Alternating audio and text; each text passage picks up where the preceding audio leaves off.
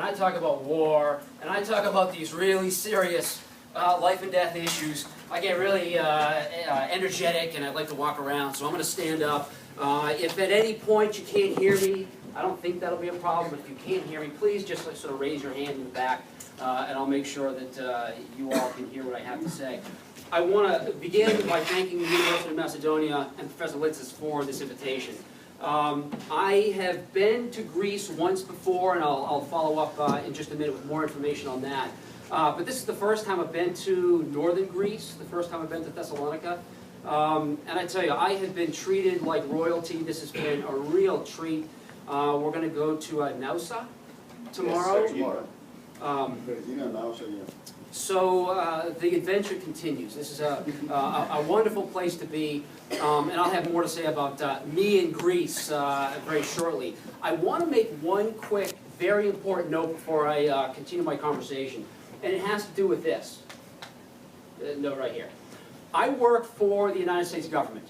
I work for, more properly, the United States Army, but I'm an academic. And fortunately, the United States government, we have these military educational institutions, and they treat our role as academics, as open-minded, critical thinkers studying these really important questions. They treat this role very seriously, which means I can work for the U.S. government, and I can do my research, and I can do my critical analysis of these issues, and I can say whatever I want about American foreign policy and international relations, as long as I'm professional, right? Like we all want to be professional. But it's really important when I talk to audiences that everybody understands that I am not here as a representative of the United States government, right? So everything that I'm saying today, please don't take this as the official position of the Obama administration or the official position of the Department of Defense. These are my own ideas, my own reactions to the big questions that I'm interested in and what we'll talk about tonight. As an independent scholar, but I think we're fortunate at West Point to have this liberty to do the research we want to do and share the results of our analysis with a larger audience. And I think this is very important. You're going to hear me say things this afternoon that are going to be critical of American foreign policy. But I say these things from an honest perspective because I'm a patriot. I love my country and I want my country to be prepared to think through these really important challenges with the most honest dialogue and assessment possible. So back in the United States, we have these open conversations. So as long as I don't see in a news report tomorrow that Obama says we will attack Iran or we won't attack Iran. No, Silverstone said it or didn't say it. So as long as I establish that up front. So we can have an honest conversation. So when we have a Q&A, and I want to make sure I leave plenty of time for your questions, I'm really curious to know what's on your mind. I'm writing a book on the larger problem of power shift and preventive war, which I'm going to talk about tonight, and your feedback, hearing the reaction from the audience is very useful for me. So please, whatever's on your mind, whatever questions you have, comments, you want to push back, provide me critical reactions to what I have to say. I welcome that. That's very important. Now, back to me in Greece. Yeah, that's me. You can see how happy being in Greece makes me from this photograph. Just to give you a little background on where this is on a mountaintop, a hilltop, on the island of Milos.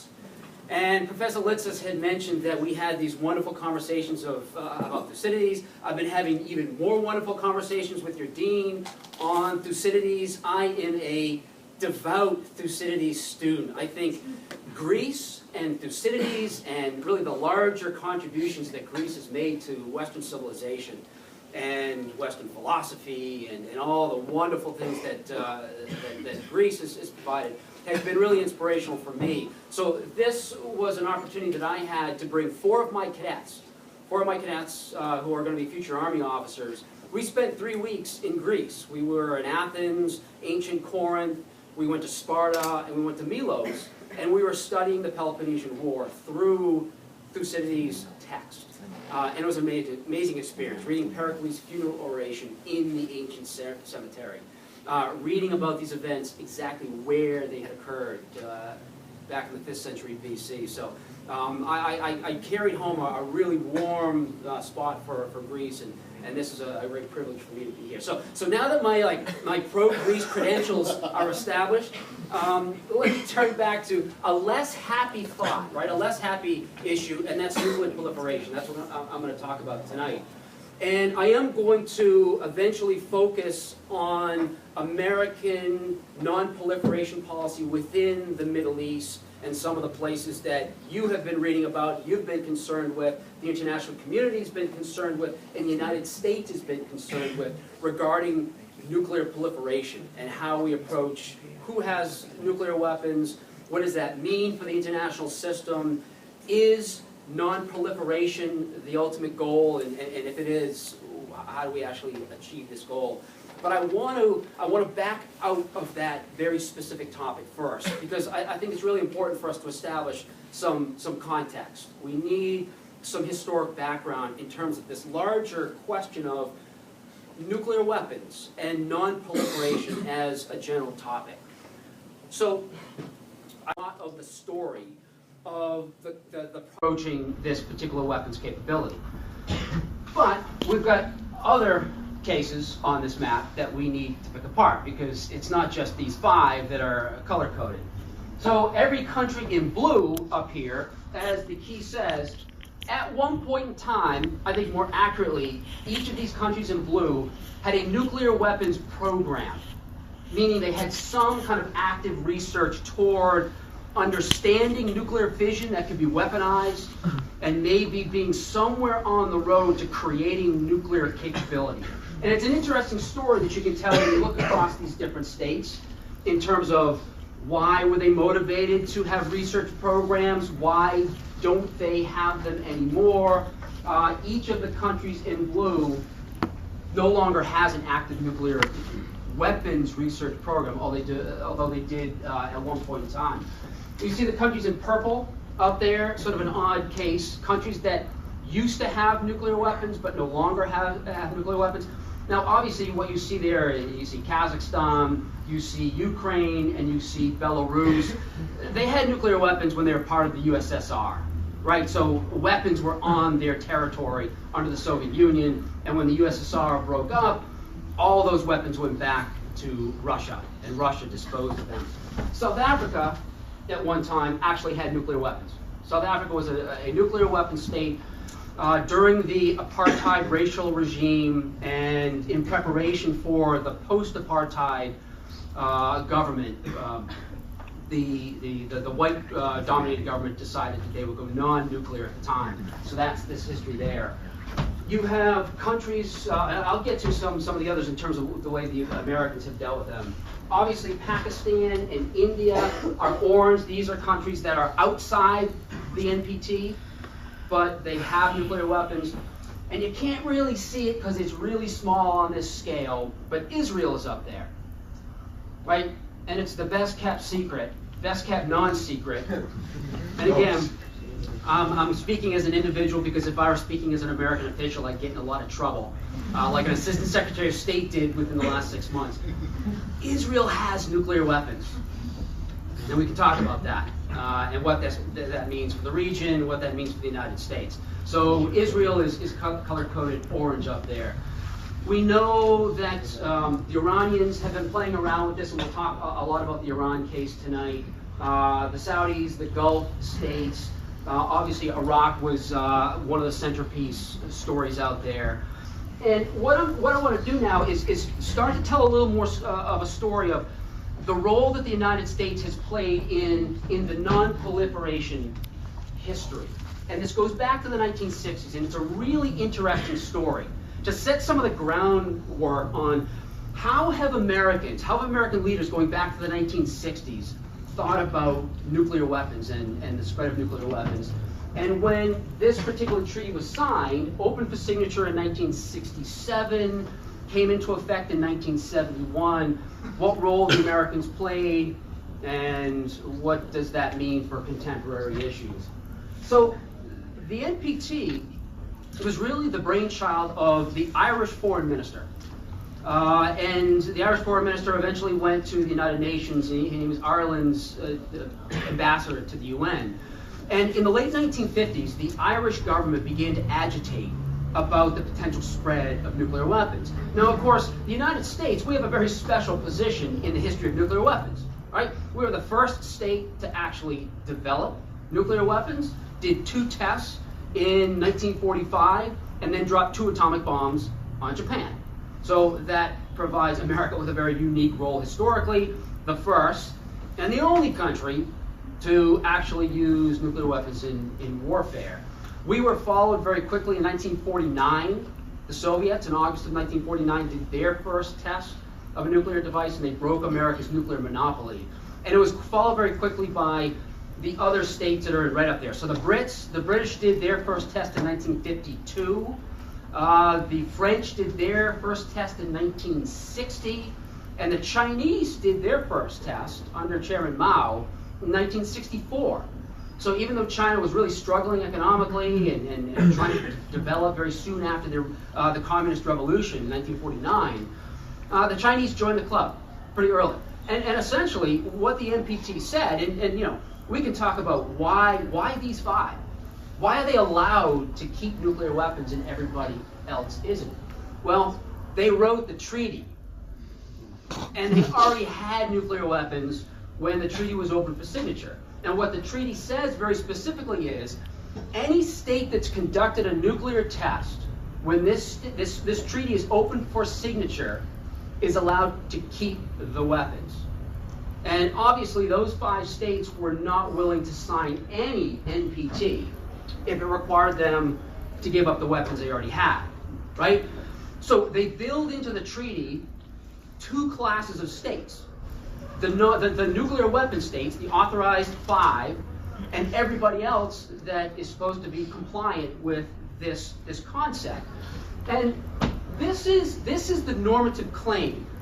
This is sort of the security claim at the heart of the non-proliferation regime. And it says it right in the preamble of the treaty that the spread of nuclear weapons is an inherent danger to all mankind.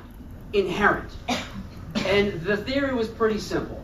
The more countries that have nuclear weapons, the more chance there is of a nuclear war. And you know, if you don't have nukes, you can't have a nuclear war.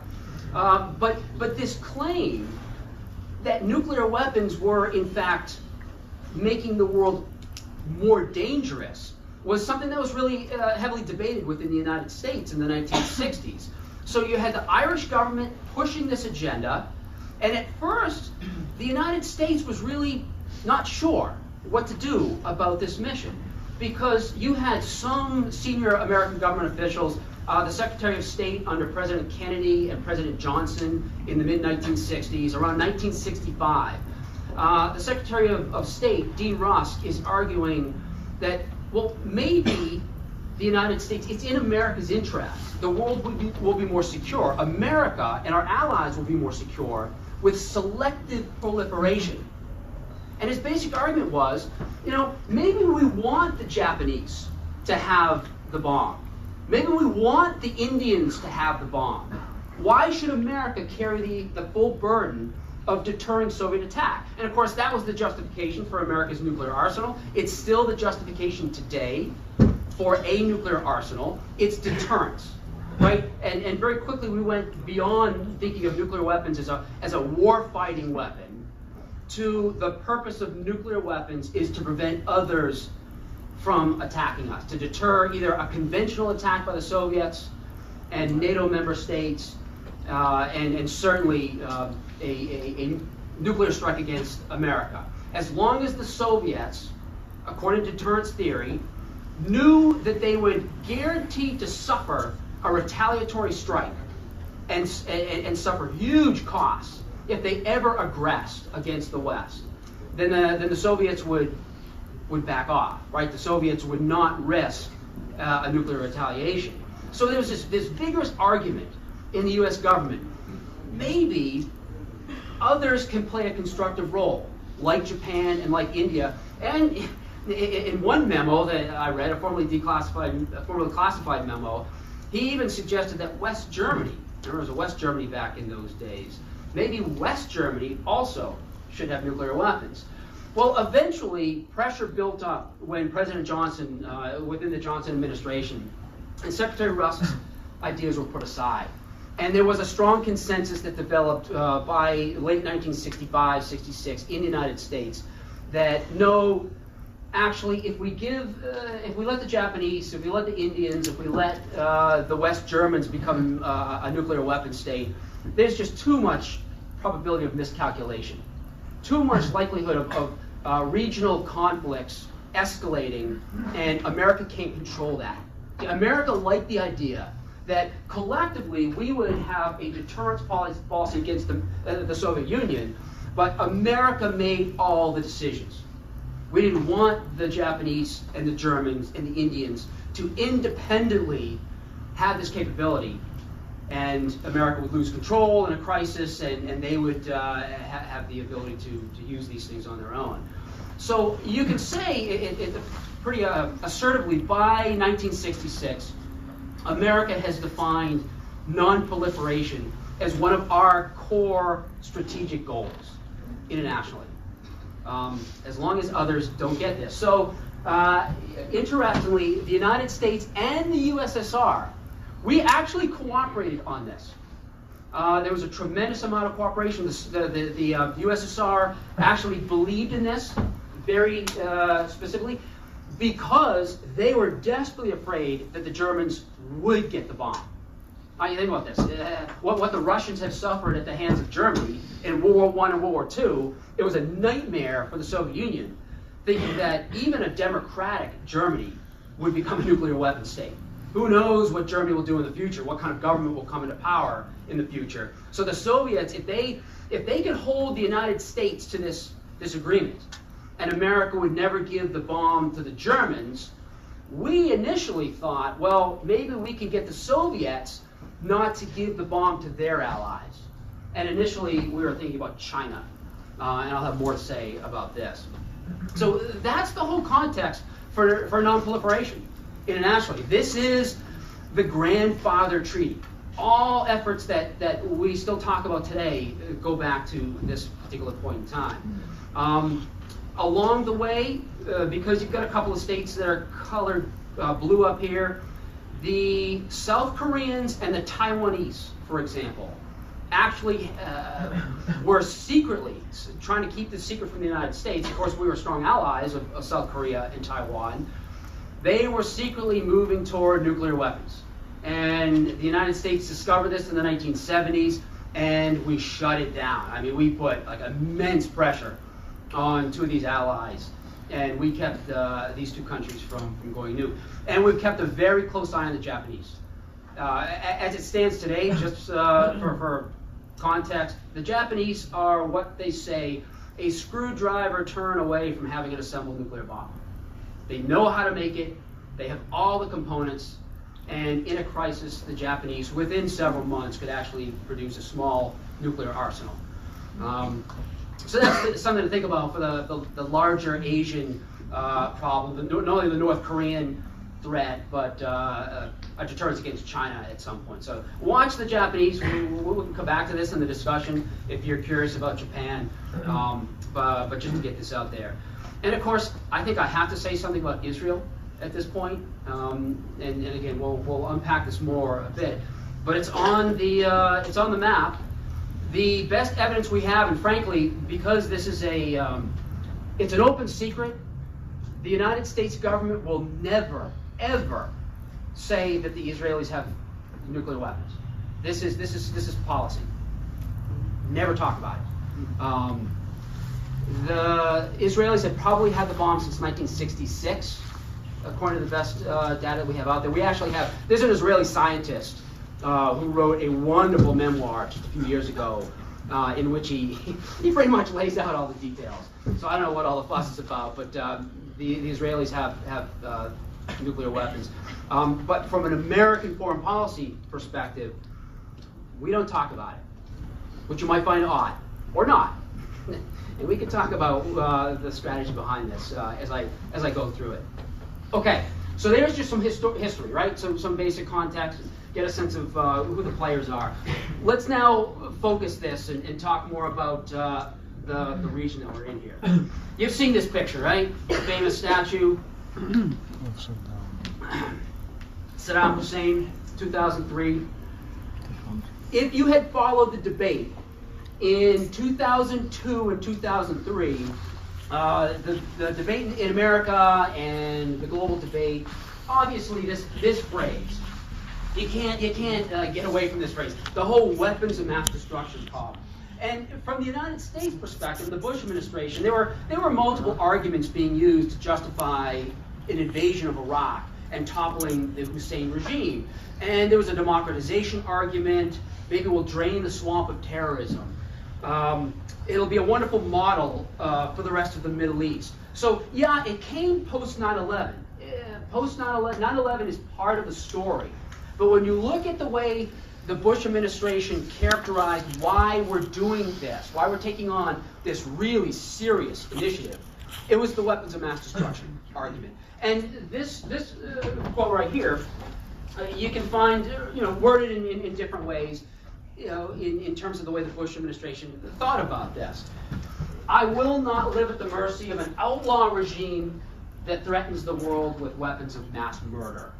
And this is an argument that's not about what Saddam Hussein can do today, right? Because they said he had a weapons of mass destruction program or a nuclear program, but the Bush administration and the Blair government in Great Britain, they never made the argument that we have evidence that Iraq has nuclear weapons and is going to use them. It was a future threat. He may get them someday, and that's the problem. So America took, and again, drawing from counter-proliferation, anti-proliferation, non-proliferation logic, this is where the United States has taken the hardest stand in terms of policy options to deal with the threat, the prospects, even just the prospects, the possibility that a country, and you see they defining it as an outlaw regime, and this is going to be important in terms of the way we think about American policy, the identity of the Iraqi government as a rogue state puts it in a special category. And this might start to explain why we approach the Israeli problem, or the Israeli, no, it's not a problem, the Israeli possession of nuclear weapons with a different attitude. Because America does not look at the Israeli government as an outlaw state, as a rogue nation. So, okay, so we've got this case. We're all familiar with it. So President Bush leaves office and President Obama is elected. And you may remember this. In his first 9 months after President Obama is sworn into office, he wins the Nobel Peace Prize. Now that's a pretty good accomplishment for somebody who's been president for just 9 months. And he won the Nobel Peace Prize for his position on nuclear weapons. He went to Prague, if you remember, back in 2008. It was April of 2009, right after he was sworn in. And he gave a speech advocating zero nuclear weapons in the world, a non-nuclear weapon world. He laid out this really electrifying vision of a world in which we move past this unbelievably dangerous technology. And he said, it's not going to be accomplished in my lifetime. This is a hard problem to solve, but we have to start sometime. So President Obama has been out there with a very clear position on nukes in general, and of course, case by case, he's been consistent, except it doesn't say anything about Israel. But again, we can talk about that later. But he set out this vision here. And then think about one final case. And we'll come back. We're going to come back to these, but I just again want to sort of put these on the table in terms of the big issues that we're thinking about. On Iran, obviously, if you've been following this story, has been the most worrisome case for the United States and many countries around the world over since 2007, really, when Iran became, and the possibility that Iran might become a nuclear weapon state. And you take a look at the language. I used their quotes because I wanted you to appreciate the language being used. And if you look very carefully, I've got former Secretary of State Hillary Clinton, and this phrase from Secretary Clinton comes from a speech she gave in Washington as a presidential candidate just last September. And the top quote is something that President Obama said during a particular speech a few years earlier. If you look very carefully at the language, it looks like Hillary Clinton is a little more precise as a policy statement. You see what I'm talking about? Both of them establish the same strategic objective. The strategic objective from America's perspective is captured by the word prevent. Prevent. That is America's official position. We are going to prevent Iran from becoming a nuclear weapon state. Now, what the president says is, we will take whatever steps are necessary. Now, that's veiled language, and sometimes the president will use words like, all means necessary. It's meant to imply what Hillary Clinton says very bluntly. Right? She did not mince words. I will not hesitate, she says. I will not hesitate to take military action if Iran attempts to pursue a nuclear weapon. Not if Iran is about to get a weapon or Iran threatens to use a weapon. If they attempt to pursue, she's going to use military force to stop the evolution of this particular capability within Iran. So the United States has stated a very, very blunt strategic goal. Now, the big question is, how do you get there, right? And that's why I put this, this bullet question below those quotations. We may all agree in this room, we may all agree that a world without Iran as a nuclear weapon state is a safer world. But how you accomplish that, what policy options do we have to actually stop Iran from moving down this road, is where we're going to have the biggest debates and where it becomes a really serious challenge, right? So for the sake of argument, we can talk afterwards about whether you all agree. Maybe some of you actually think that Iran should get a nuclear deterrent against Israel, and I've heard people make that argument in America. I've heard Americans. Kenneth Waltz, the great scholar of international relations, actually advocated nuclear power for Iran, nuclear weapons. He said it right here. I guess he said it right here. So, Kenneth Waltz, the grandfather of neorealism, the grandfather of structural realism in international relations, would have fundamentally disagreed, did fundamentally disagree with this policy. Well, Kenneth Waltz, Professor Waltz, was clearly on the outside of this particular statement. And I'd love to have this conversation afterwards, so if you want to come back to this particular question, let's do that. But for the sake of just continuing our analysis of this big question, let's come back to the strategic goal. And the strategic goal is to prevent Iran from going down this road. So all of my research has been designed to help educate people in my own country, strategic thinkers, political leaders. How do we even think about the alternative policies that we can pursue?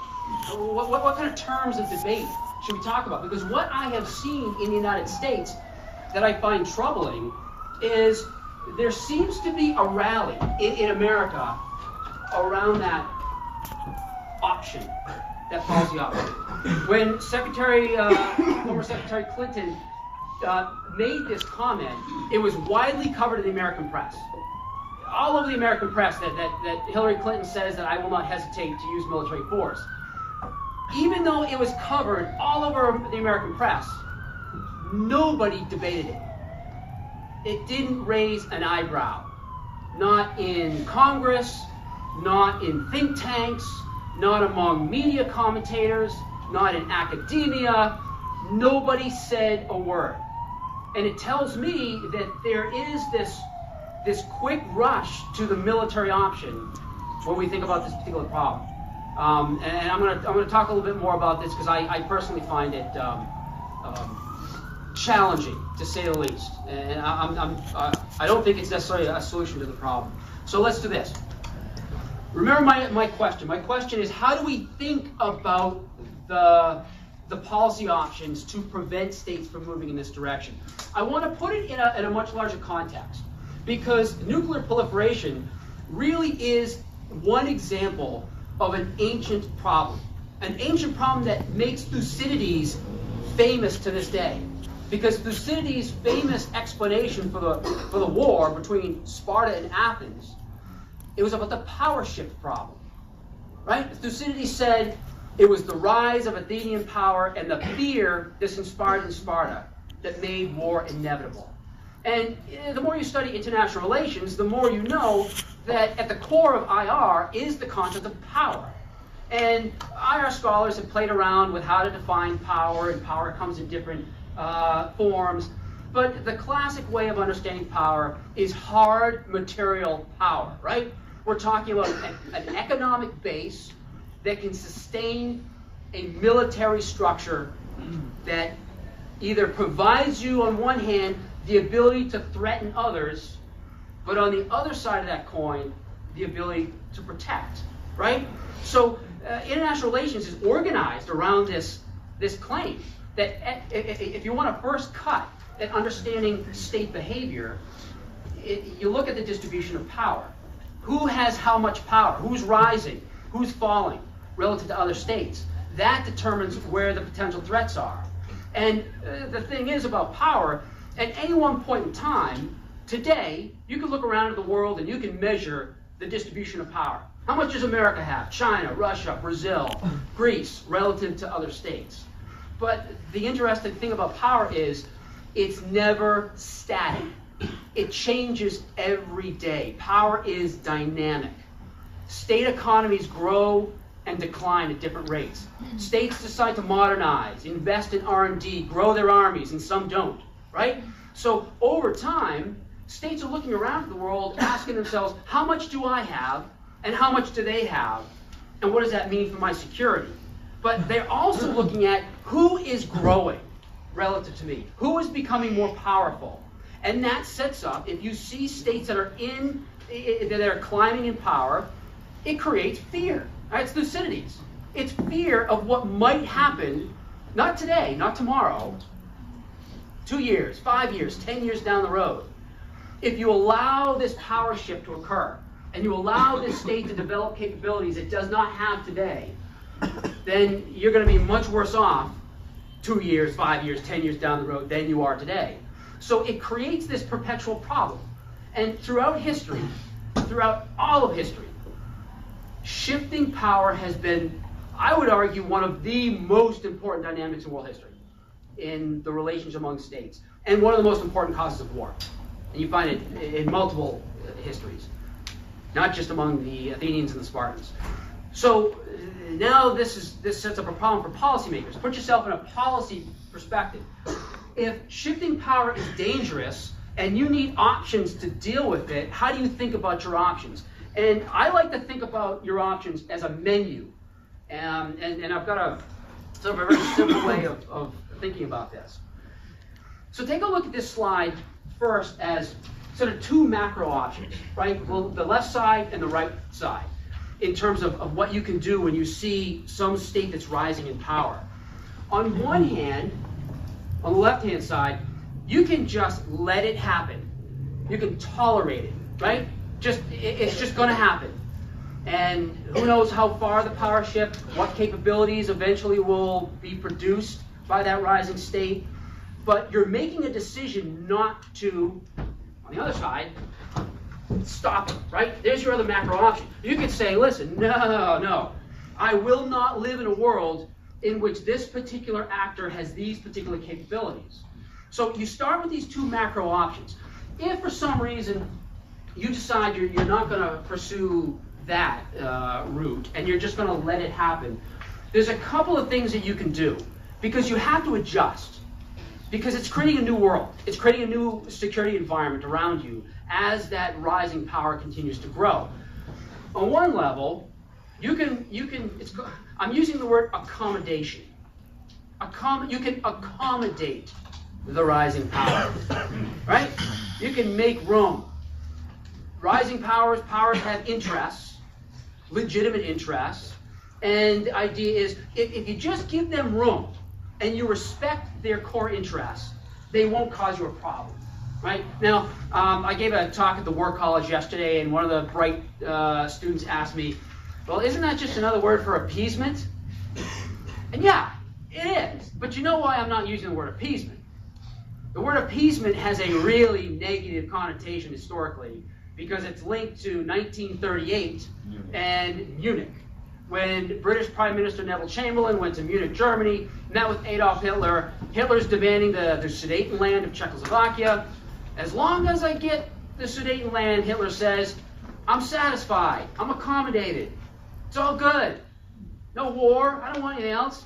So obviously it didn't work out in that particular case. So to this day, appeasement actually has a pretty negative connotation. But it's still a strategy. You know, if you look at the American strategy with China, and clearly the rise of China is a defining issue for international politics right now. It's a defining issue for American foreign policy. And much of American foreign policy is about trying to sort of hedge our bets with some balancing against China, but we're also trying to find ways to give China room. And maybe China won't do something dangerous if China feels satisfied. So accommodation is part of America's policy in this case. So that's one thing. Well, if that fails, and that rising power becomes aggressive, you know, right? It actually is going to use its increasing capabilities in a harmful way. Well, you can try to deter, right, like America did against the Soviets, with a threat of retaliation, and maybe they'll exercise restraint. If deterrence fails, defense. So you're going to change perhaps your defense posture, change your military force structure, so that if they do become aggressive, you can at least minimize the pain, right? Minimize the pain of the aggression that you're confronted with. So it's important to acknowledge this side of the ledger. But if you go over to this side of the ledger, this is where we find American foreign policy and, frankly, global policy. Global policy is really on the stop it side when we come back to nuclear weapons specifically, right? We don't want the spread of these particular capabilities. And if you think about Iran, if you think about North Korea, two great examples in the news every day, the international reaction and America's foreign policy has really been focused right here, right? The negotiate and place sanctions. So the international community puts very severe sanctions against Iran. And the argument's pretty simple. If you can impose enough pain, enough economic pain on a country like Iran, maybe you'll change its incentives and say, you know what, this whole nuclear program that we've got going on over here, maybe it's not worth it. And in the case of Iran, where we are today, if you've been following this case, last July 2015, is when we signed the 5 permanent members of the Security Council plus Germany signed an agreement with the Iranians, and the Iranians accepted a cap on the nuclear program. They have removed a tremendous amount of enriched uranium. They've taken apart centrifuges that actually enrich uranium as bomb fuel. They have allowed increased inspections. So it was this combination of sanctions and negotiations had brought us, I think, quite successfully to a better status quo than we might have seen if the Iranians had continued down this path. But there's that last option again. And if you go back to Secretary Clinton's comment, if after all of the work that you might do to put sanctions and then negotiate caps, if it fails and you have to make plans for its failure, you've got one or two options. And it looks like, you know, we went through this with North Korea. We went through this with North Korea, and we might face it with Iran. Who knows what the future holds? You can either say, well, this failed, and it looks like they're moving toward the bomb. You can move back to this side. That is an option, right? And I would argue this is the option we have used in the North Korean case. America's policy against North Korea has always been a stop it. This goes back to the early 1990s. But you all know that North Korea now is a nuclear weapon state. That North Korea has conducted 4 atomic tests. They've conducted tests of long-range ballistic missiles. And there was a report that came out just on Tuesday of this week that we think the North Koreans are able to miniaturize warheads more advanced than we originally thought, to allow them to put them at the top of a ballistic missile, which eventually could threaten the United States itself. A terribly worrisome development in this case. But here's our basic choice. And it has been our choice for the last, our basic options for the last 20 years. We could stay on this side and we could hammer the North Koreans. There's your choice, right? If this truly is your strategic goal and you're not going to budge from the prevent side of the ledger, preventive war. Preventive war. You use military power to destroy, to neutralize, to somehow set back, and hopefully, what I call the promise of preventive war, to eliminate the problem, right? Eliminate the bad. That's the promise of preventive attack. It's preventing their future development that someday, not today necessarily, but someday might pose a greater threat. Or you come back to this side and you deter and defend. That's what America's doing against North Korea right now. Obviously, you haven't seen any American attack against the North Koreans over the last 20 years. And our official policy is we find North Koreans' nuclear weapons intolerable. That was a word that President Bush used back in 2006. Nuclear weapons in North Korea are intolerable, but we are not willing to take the risks of doing that. So what America's de facto policy is to deter North Korea from actually using this capability. And we still have sanctions on the North Koreans. As a matter of fact, today, there's the beginning of a 2-day nuclear weapons summit in Washington. And it's an international meeting. The Russians aren't going to be there. Terrorism is the #1 issue, but the North Korean question is also on the agenda. So keep these in mind as we talk about this. Keep these macro options in mind when we go through. And this the whole notion of the promise of preventive war. And this is where I want to focus my comments, because this is going to be relevant to the Iraq problem as we saw it back in 2003, and then the Iran problem. Going back to the original slide that I had. What do we do to prevent Iran? How can we think about this final option if the negotiation, the treaty falls apart? Okay. Before I do that, quick little context.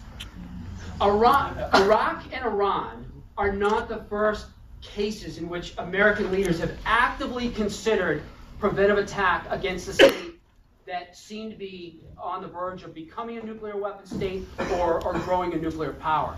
In the early 1950s, right, I said that the Soviets conducted their first atomic test in August of '49. During 1950, there was a very serious group of strategic thinkers, military officers, some government types, think tank academics, who were openly arguing in favor of an attack against the Soviet Union. Why would we ever allow Joseph Stalin's USSR? Obviously, President Truman and Eisenhower rejected that advice, but it was an active debate. The Cuban Missile Crisis of 1962. If the United States had attacked the missile sites in Cuba when the Soviets secretly put in missiles, that would have been another example of preventive attack. Fortunately, again, negotiations between the United States and the Soviets, and sanctions, put the blockade around them, got the Soviets to back down. China conducted its first test in 1964. There was a study commissioned by President Kennedy and then followed up by President Johnson, actively studying whether or not we should conduct attacks against China's nuclear infrastructure out in the western desert. And bringing us up to the contemporary cases, back in the early 1990s, There was an active debate about conducting strategic strikes against North Korea, and some more talk about this since about 2006. Obviously Iraq, 2003, and I'm talking about Iran.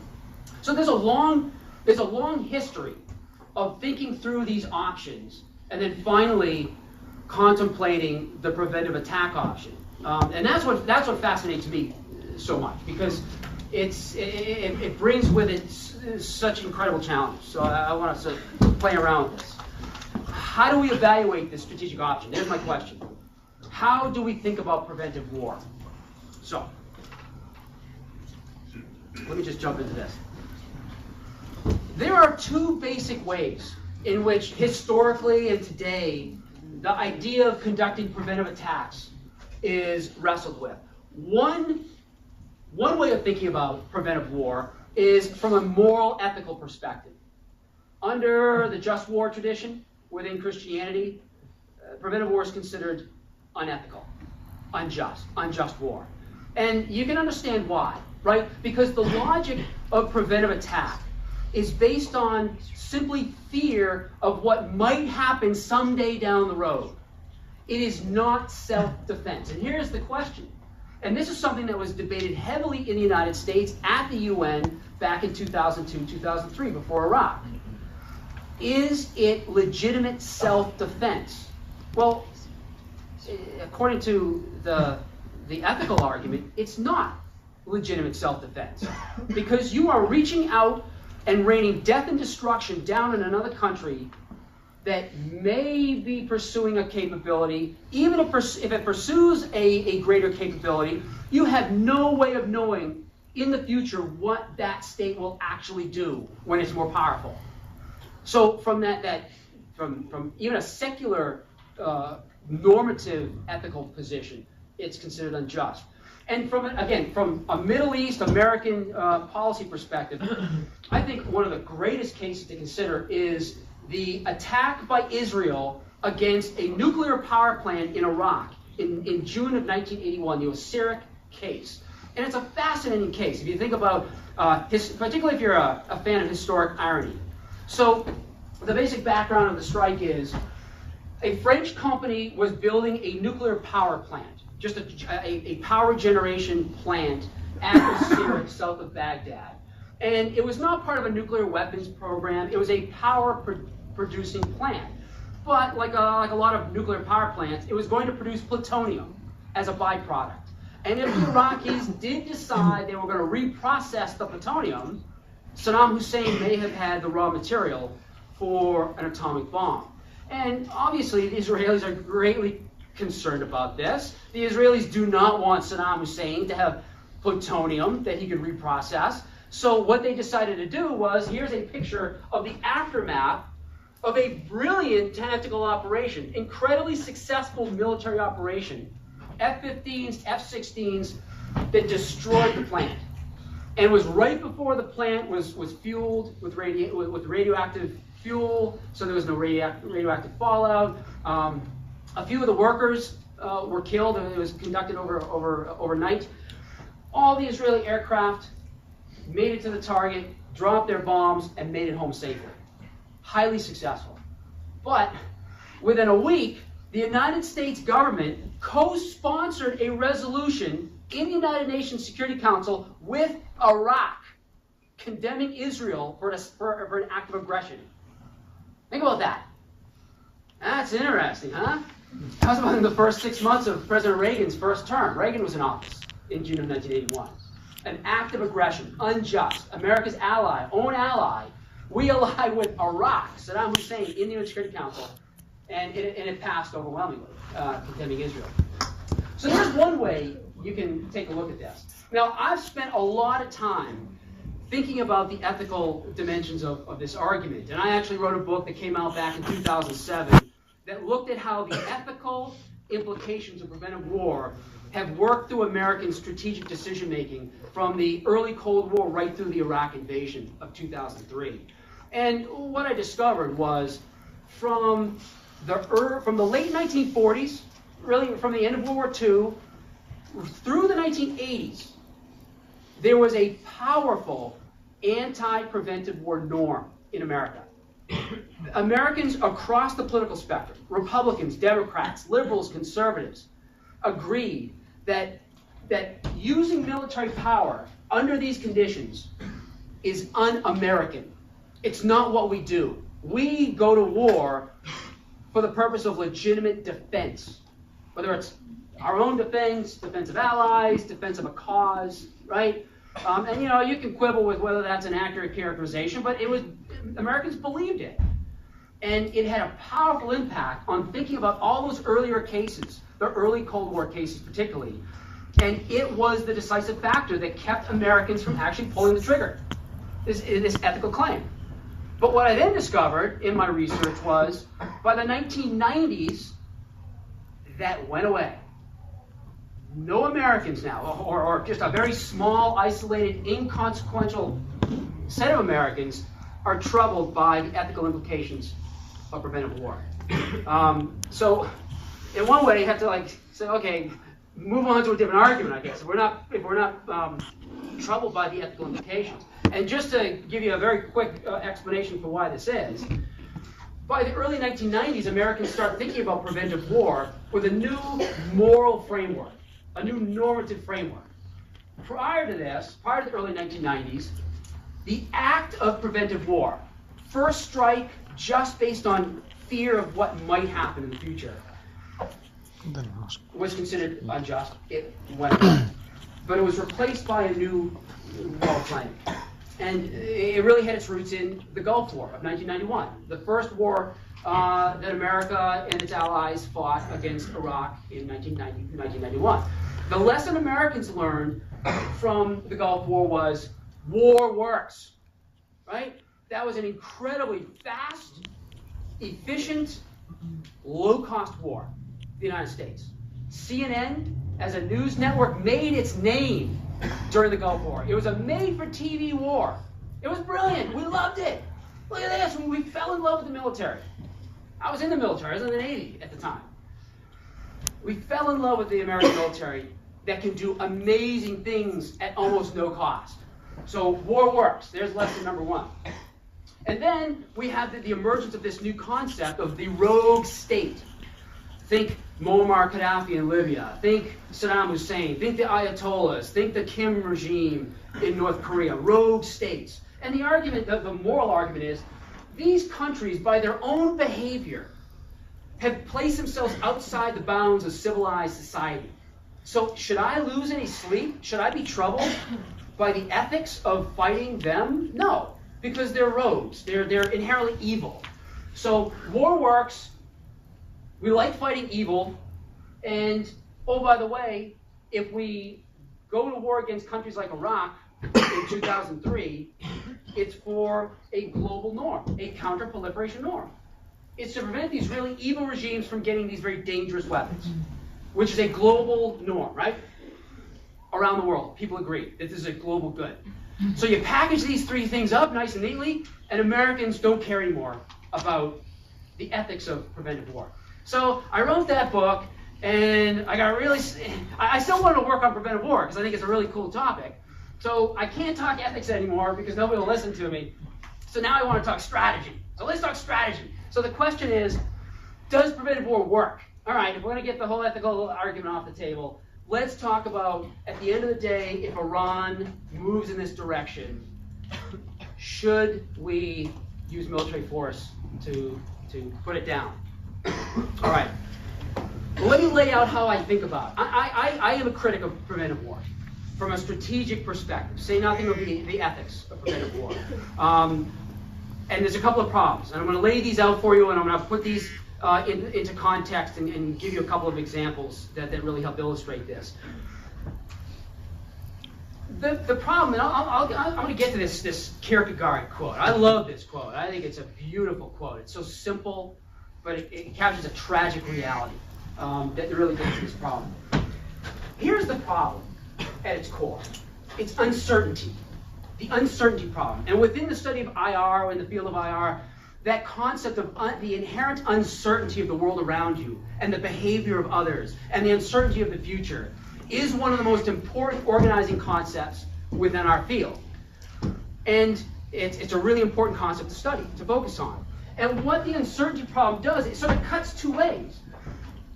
It's the uncertainty problem that leads to the preventive war temptation to begin with, right? Because you don't know how a rising state's going to use its power, right? Nobody has a crystal ball.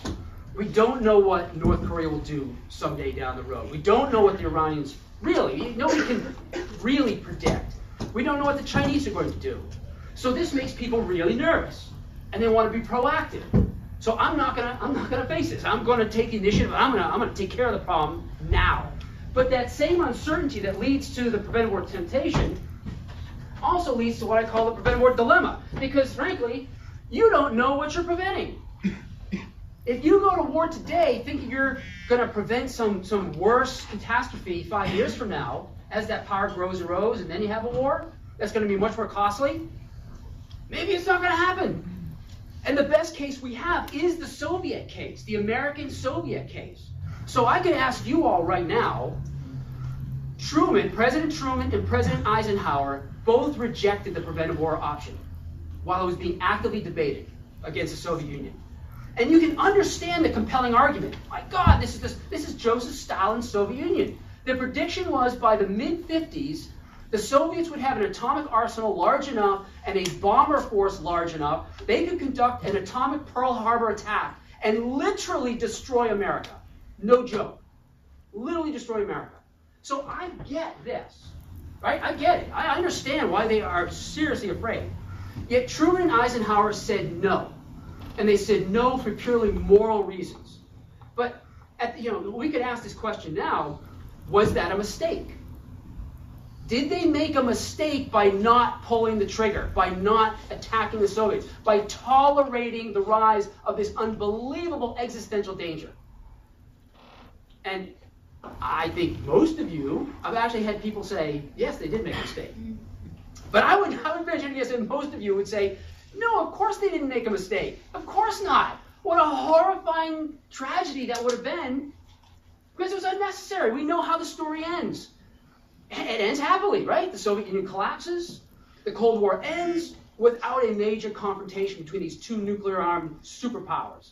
Thank God they didn't pull the trigger.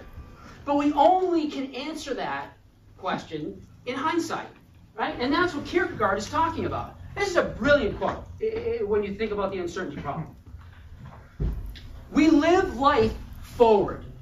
We make decisions today to deal with what is going to happen in the future.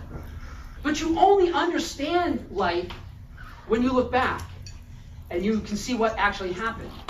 And it's tragic, right? It's a tragic reality. So, how do you make a decision today about North Korea when the scenarios are, if we were to fight North Korea, the current assessment is it's going to cost $1 trillion and 1 million casualties to fight a conventional war against North Korea.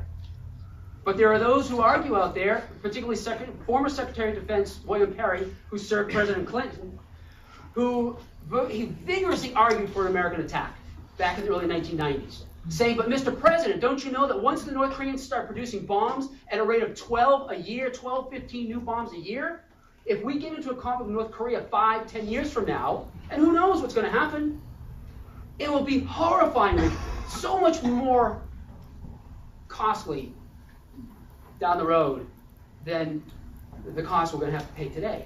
How do you make a decision, right? Maybe North Korea will collapse. Maybe there will be a war. But that's the problem, right? So you're making a leap into the dark without really knowing what you're actually taking care of. So there's one problem.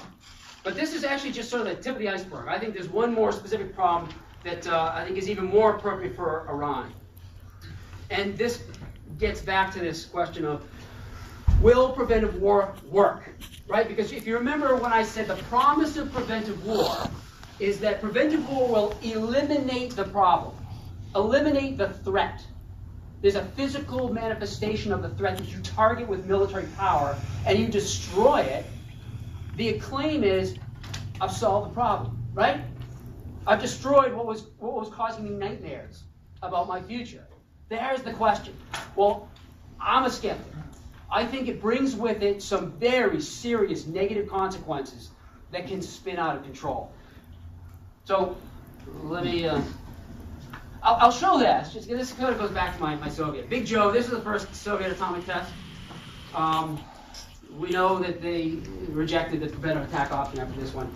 After the Cuban Missile Crisis, General Curtis LeMay, who was the Chief of Staff of the Air Force, even after the Soviets had agreed to pull out their missiles peacefully, General LeMay wanted to go in there and smash them anyways. And his argument was, hey, listen, we're going to fight the Soviets someday anyways. Why don't we just go in now while we have a strategic advantage and smash them? Well, fortunately, those guys lost the argument. But this is where we get back to the point. The will it work question. This is how I am approaching this, and I'm trying to educate and generate a conversation back home around this point that I'm making here. And I'm coming back to the Syric case because it is the single best case that I've found to illustrate this phenomenon. So you see the title of this slide. Strategic effects matter most. Strategic effects. Strategic effects. Really important to define what that actually means when we talk about the use of military power and what states are trying to accomplish internationally. There is a very common confusion, and this happens all the time in the United States. And it does go back to my conclusion coming out of the Gulf War, that we fell in love with the operational aspects of war, right? You look at American military capabilities, and they are ferocious, right? America has ferocious military capabilities. And we tend to evaluate success based on purely military operational measurements. Meaning, can the Israelis destroy the power plant at a reasonable cost? Well, yeah, they did. They did. Operationally, it was successful. Can you overthrow Saddam Hussein's regime? Can America target the nuclear infrastructure within Iran and destroy key nodes? And the answer is yes. And the Iran problem would be a significant operational problem. We can talk about that, but to me that's beside the point of war. And he makes this very counterintuitive claim. He says that war is not about winning battlefield victories. That is not how you evaluate war. War is about the political goals that you're trying to accomplish through war. Military means are nothing but means. It's a tool. Just like diplomacy is a tool, like economic sanctions could be a tool. All the tools that states can employ. So you want to take a look at the question, does preventive war work from a strategic perspective? I don't care whether or not you can destroy the target. I care about what happens the day after. Have you made yourself more secure? Have you created a political environment in which you have reduced the long-term threat? And in this case, the Israelis flew home, patted themselves on the back for an amazingly successful operational mission. Battlefield success. They got a little bruised when their American ally took them in front of the UN Security Council, but whatever, we got the job done. Saddam Hussein is not going to be a nuclear weapon state. Well, what we discovered in 1991, 10 years later, at the end of the Gulf War, part of the conditions for the ceasefire in the Gulf War was that Saddam had to open up all suspect sites to international inspectors. And they went in, and you know what they discovered? Wow, this guy is probably 6 months to a year away from having the bomb. But that's only the start, that's only the beginning of the craziness of this story. Because it's not until 2003, after we deposed Saddam, and we had inspectors flood that country, and we got their scientists, and we interviewed their scientists. We went through the archives of the Iraqi nuclear program. And what they discovered was, and think about it, this is a political problem. Before this day, Saddam Hussein had zero interest in a nuclear weapon. Zero. He had a small number of scientists with a tiny little budget And they sort of worked away at like workbench, kind of basic physics, it wasn't going anywhere. And they used to agitate the Iraqi government. Come on, give us more money. Come on, Mr. President, don't you want a nuke? Stand up against Israel? No, not interested. He's fighting the Iranians at this point. The day after the Israelis struck, light bulb goes off in Saddam Hussein's mind, and he says, I've got to have the bomb. The Israelis can pull this off, and there's nothing we can do in retaliation because they have a nuclear retaliatory capability. It was the attack at Osirak that convinced Saddam Hussein he needed to have a nuclear weapon. So it had nothing to do with operational success. It had a terrible strategic effect because it convinced Saddam to pursue what he did. He went underground. That's what he did. He wasn't going to do something on the surface. He created facilities that were hidden, and you had the IAEA make routine visits through the 1980s, always gave the Iraqis the thumbs up, a green light. They're compliant with the NPT. It was only a freak result of the Gulf War of '91 that we discovered, like, wow, actually, not so much. He's really close to having the bomb.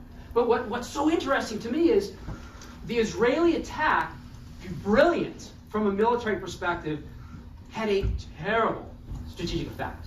And fortunately, Saddam invaded Kuwait. Can I say that? Because at least we covered this. If Saddam had not invaded Kuwait, there's a really good chance that sometime in the mid-1990s, Saddam would have popped his head up saying, "Hello, I'm part of the club," and there we would be with a nuclear weapon state. So, how do you deal with this problem? Are you going to set in motion a political backlash? Are you going to generate a level of hostility, a threat, a sense of threat? All right, this is defensive realism if you want to put this in IR theory context. Are you going to create a blowback effect by conducting this strike that over the long term is going to make you even more threatened than you were going into this?